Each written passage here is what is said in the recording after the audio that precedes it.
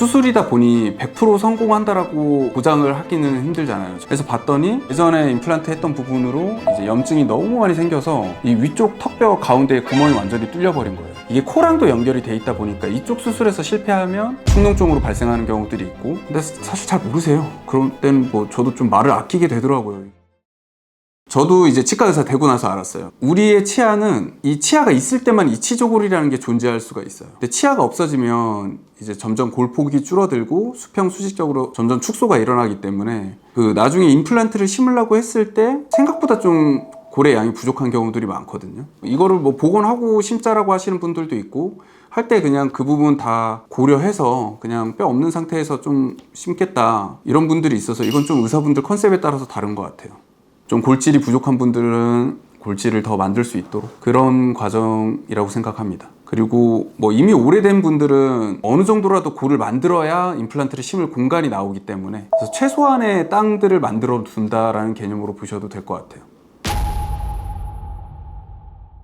결과적으로 이제 골 이식제 선택이 중요한 것보다 이제 수술이다 보니 100% 성공한다라고 보장을 하기는 힘들잖아요. 저희는 최대한 잘해드리겠다고 말씀을 드리고 진짜 최선을 다해서 수술을 하는데, 저는 수술은 내가 할 수 있는 최선을 다하자라는 생각으로 하거든요. 근데 그럼에도 불구하고 안 좋은 결과가 나오는 경우들이 간혹 있어요. 그리고 그래서 오시는 분들도 저희 병원에는 되게 많아요. 뭐 상악동에 이제 상악동 골이식을 해놨고 그 부분이 갑자기 천공이 돼서 코하고 입이 뚫렸다 뭐 이런 분들도 있거든요. 물을 마시는데 코에서 나오고, 이런 분들은 어떻게 해결을 해야 되냐고 하고 오시고 막 이러는데, 제가 생각했을 때는 문제가 생겼을 때 그거를 해결할 수 있느냐가 되게 중요한 것 같아요. 환자분들이 진짜 오른쪽은 다 완벽하게 잘 됐는데 왼쪽에서 문제가 나는 경우도 있고, 이게 정말 다 다르거든요. 이런 문제들이 생겼을 때 이거를 어떻게 잘 해결할 수 있느냐가 제일 중요한 것 같아요. 제가 병원 오픈하고 초창기에 다른 병원에서 이제 수술하시고 나서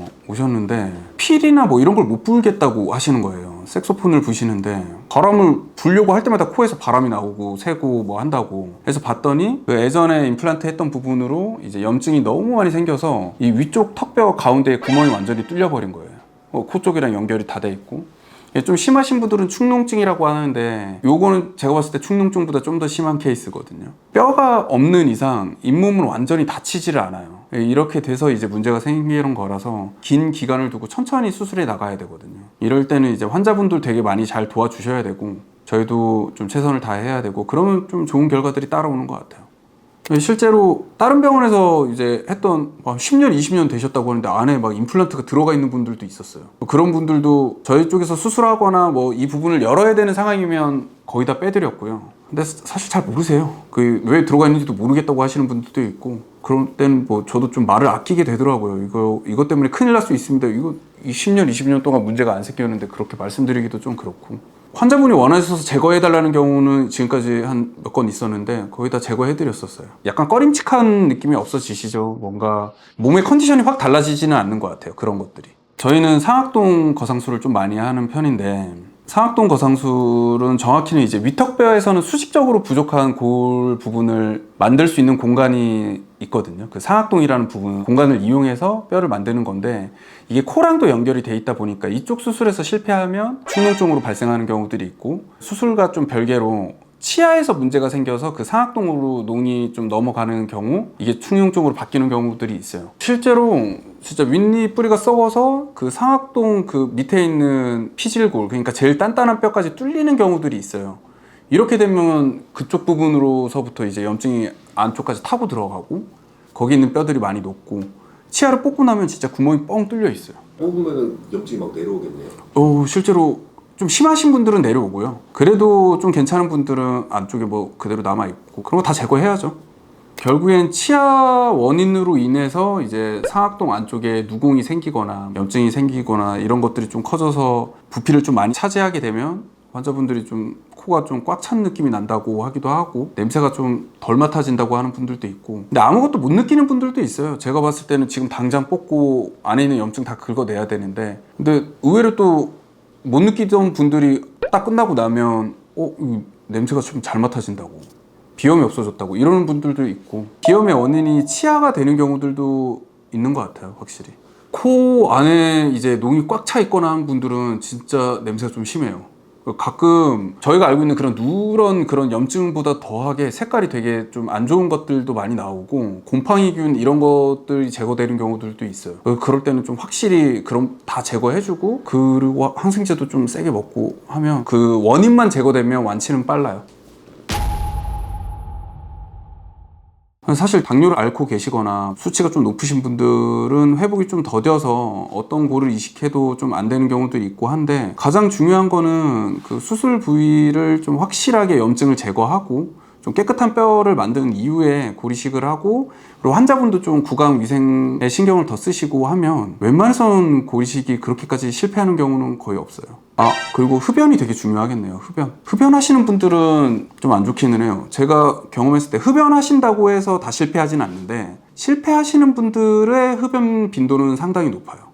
어느 수술 부위에 어느 뼈를 쓸지는 경험으로써 나온다라고 생각을 해요. 그러니까 많이 공부해서 이걸 보고 이런 뼈에는 이런 걸 써도 된다라고 논문이나 이런 걸 찾아보고 하시는 분들도 있는데, 결국엔 좀 해본 사람들이 더 잘한다라고 생각을 하거든요. 사실 논문에 나온 케이스가 정말 많은 것도 아니고, 그래서 경험이 많은 분들이 보통은 그 골 선택이나 수술하는 방법들이나 이런 것들이 성공률이 훨씬 더 높은 것 같아요. 좀 많이 해보신 분들이 어느 정도의 뼈를 써야 되는지에 대한 감도 좀 더 높거든요. 이렇게까지 뭐 고리식을 안 해도 되는 상황에서도 고리식을 많이 넣는 경우도 있고 뭐 해서, 가끔 환자분들도 막 물어봐요. 뭐 비타민처럼 생각하시고 좀 많이 넣었냐, 뭐 빡빡 넣었냐, 뭐 이러시는데, 뭐 되게 진짜 빼곡히 넣는 게 중요한 것도 아니고, 그러니까 어느 정도 공간을 좀 두면서 어느 정도 적절한 압력으로 넣느냐도 되게 중요한 부분이거든요.